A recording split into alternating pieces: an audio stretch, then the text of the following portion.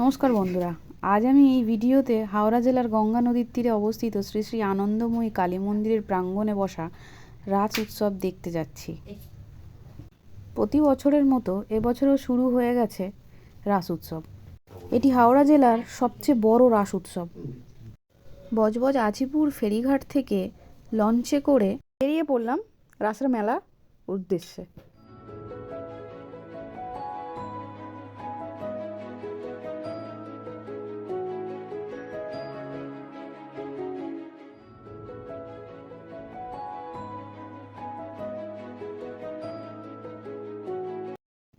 এবার আমরা প্রবেশ করছি মন্দির প্রাঙ্গণে।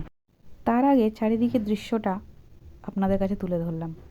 যদি কিছু ভালো লাগে কমেন্ট করে জানাবেন।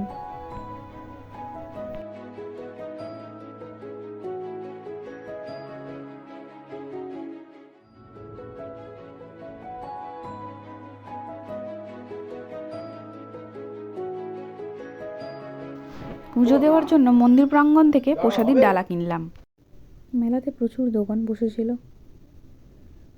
যেখানে সব রকমের জিনিস যা যা বসে থাকে আর কি মেলাতে, সব থেকে বিশেষ আকর্ষণীয় জিনিস আপনাদের সামনে তুলে ধরছি। কমেন্ট করে জানিও ভিডিওটা তোমাদের কেমন লাগলো।